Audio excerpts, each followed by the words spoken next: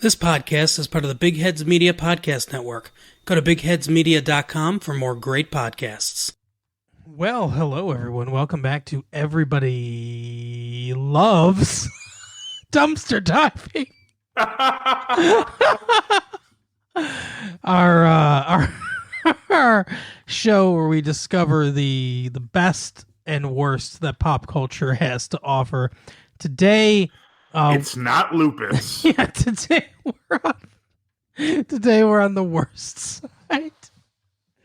Actually, we're not doing House this week. In case you're looking forward to a Everybody Lies episode tomorrow, it's not happening because we finished season 1 and we're taking 1 week off break and then we'll be back next week with season 2. But for dumpster diving, we decided to treat ourselves to just the best idea for a sitcom ever. It's Heil, Honey, I'm Home, which never officially aired. Isn't as funny as it sounds. No, but if you want to check it out, it's available for free on YouTube. It's a sitcom where the stars are Adolf Hitler and Ava Braun living together in an apartment for some reason in Berlin. With their Jewish neighbors, the Goldseeds. Yes. Yeah, they have annoying Jewish neighbors. The whole episode I'm thinking like, oh, so this is where Hitler gets his idea from. We got to get rid of these Goldensteins. So, I mean, I'm just going to give a brief overview of it. And then I guess we can get into the plot, such as it is. But basically, it's like the beginning is the honeymooners, basically. I mean, it really is like a classic American. Can we talk a little bit about the show itself? Yeah, go ahead. Okay, this is done for British TV, right? Yes, correct. So in 1990, as far as I know, wasn't the pilot only aired? I don't think it was even aired. The pilot's the only episode actually shot. Because I would say it's just you don't understand how this idea ever comes to fruition. No, I don't. It doesn't make a whole lot of sense. Let's make a heartwarming sitcom where Hitler is the star. And put like subtle references to historical events. That's the entire premise of this. Yeah, basically, it's almost okay. The characters speak exactly like the honeymooners, and they basically and friendship with each other, which is kind of like the Flintstones too, in a sense. Yes. I don't know what came first, probably the honeymooners, but yeah, it's like almost the exact same thing. They speak the same way, same premises. They have these wacky neighbors. Neville Chamberlain's coming to visit. Mm-hmm. This show does not work on any level. No, in no way is it entertaining. I mean, it sounds like it's a studio audience and they're barely laughing. It's not funny, for one. And if you're going to, it's a bad premise to begin. If you're going to make a show based on this bad of a premise, it better be fucking hilarious. And this show, like Hogan's Heroes. I've never watched it, but I mean, clearly it was a successful program. Yeah, exactly. And it wasn't like starring Hitler in like a concentration camp, right? But yeah, and this show's not funny. It's incredibly cliched, and it never will be. That's something my 6-year-old told my 11-year-old. She goes, "You're not funny, and you never will be." like they're like an old Broadway actor where she's like an understudy and she's like just like cursing her. That's awesome. Oh my god. But yeah, like Neville Chamberlain comes to dinner like he's the boss. You know what I mean? Like it's that old the boss coming to dinner kind of thing. And mind you, they very clearly state that he's already invaded the Sudetenland, and he lives in an apartment still. I don't understand that. Mm-hmm. They get the timeline all off because they say he's invaded Czechoslovakia, but that happens after the Munich Agreement that is alluded to in this episode after he appeases Neville Chamberlain. About a month. Wasn't the Sudetenland the first one he invaded? Yes, they mention the Sudetenland Sudetenland, like that's something that's going to happen in the future, but that's the first one that happens. Then the Munich Accords happen, and then like a month later he invades Czechoslovakia, and then like a year goes by. Yeah. Then like a year goes by, they take the Rhineland, and then Poland. It's all right, come on. But yeah, so and then the other thing is it's kind of like I Love Lucy too, with Ava Braun and Mrs. Goldenstein, like Ethel and Lucy, basically. Because I feel that they did that in The Honeymooners too, though. Yeah, that's true.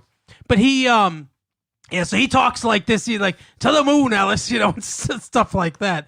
But so it opens up. It's in their apartment. He's talking about I'm just like a silly little Hitler.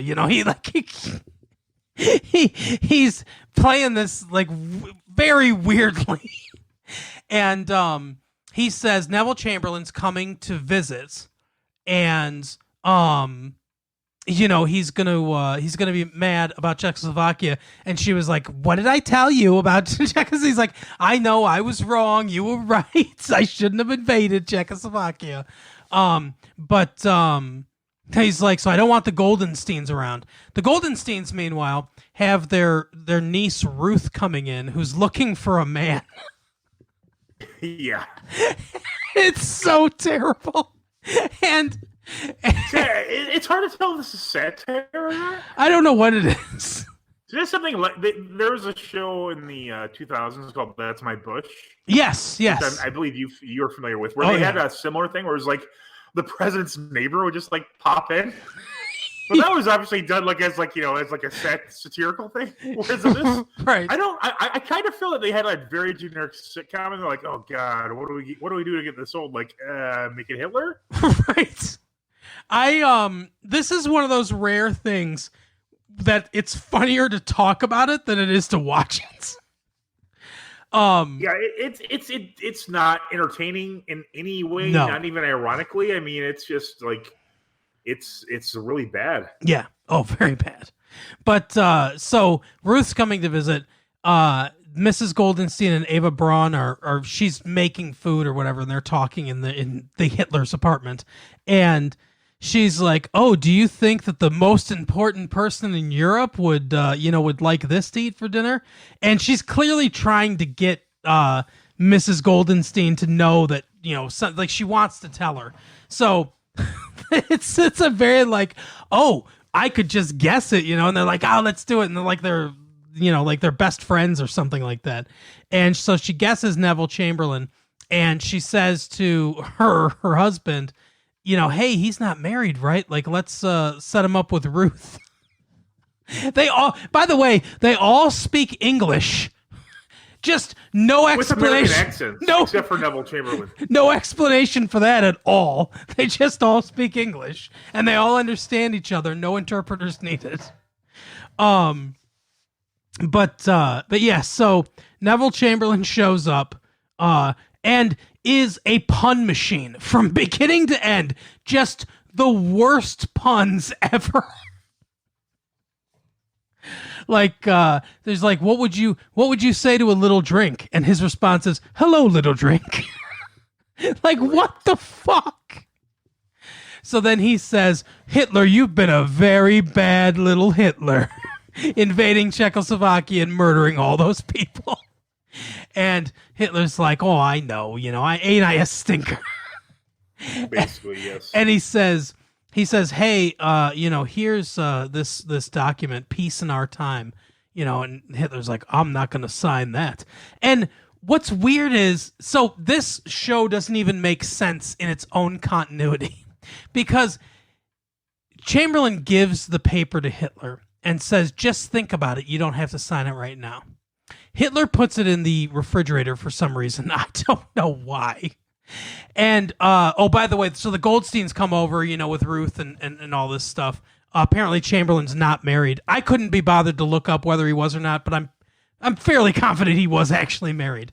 Okay, there's one historical inaccuracy. But anyway, so the Mr. Goldenstein goes to get some more alcohol or whatever because they're having a big party, and he brings out the paper and he's like, what is this? And he's like, pies in our Tims. And Mrs. Goldenstein says, no, it doesn't say that. It says pies in our tins. And Ava Braun, and Hitler's like, it's peace in our time. And then Chamberlain goes, Hitler, were you trying to hide that? What are you talking about? You gave him the paper and said, think about it. Well, I don't understand. What do you think? He didn't steal it from you. What is going on? Right? It makes no sense. So, Hitler's like, oh, would a bad Hitler, sign this paper? I'll sign this paper for you. So he signs it and hands it back to him. And then Chamberlain goes out to dinner with Ruth. And the episode's over. They also say Joseph Goebbels picks him up from the airport, and Hitler goes, "Hey, Joe." Oh, it's Joe Goebbels. That old good guy, Joe Goebbels. Where's old Mengi? Get Mengele on the phone. Like, I mean, we would have got him eventually. Maybe, I don't know. Holy shit! So yeah, this show is.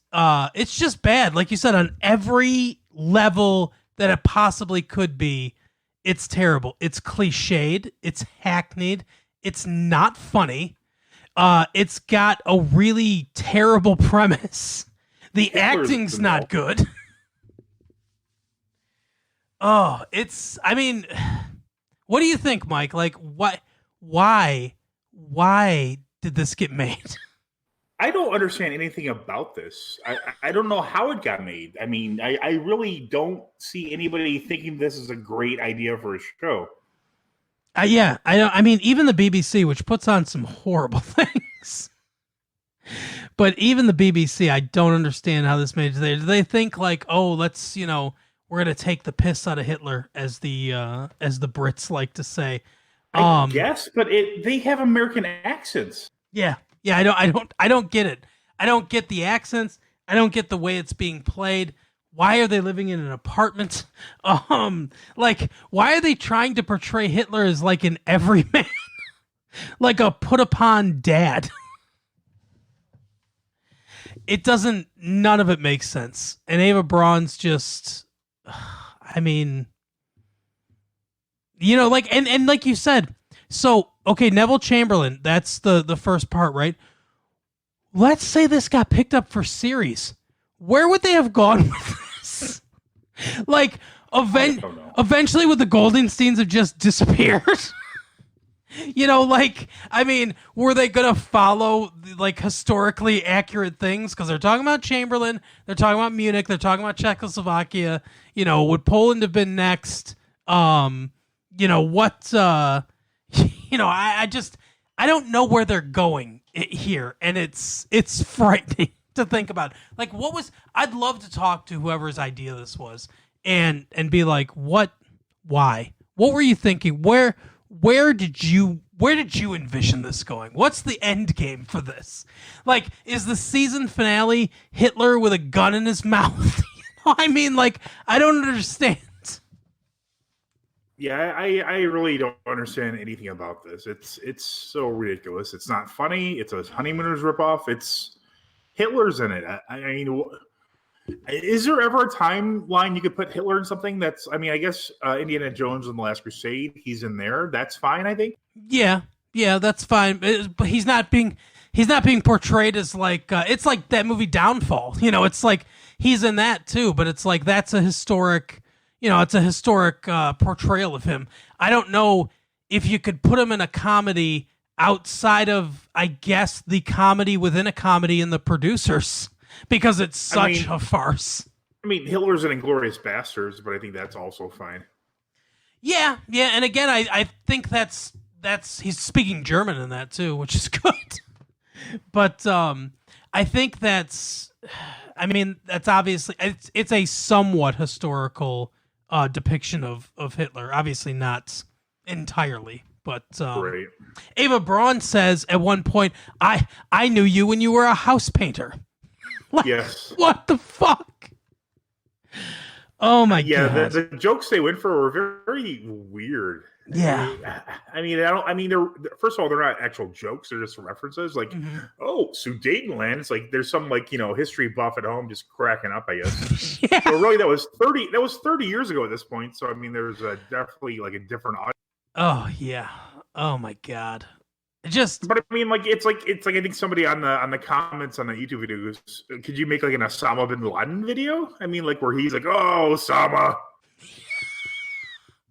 I didn't read the comments, but I don't think you can. That's a great point. No, I don't think that would fly as a sitcom. Osama bin Laden and his boys living in a thing in Pakistan until SEAL Team 6 or a system of caves. Yeah.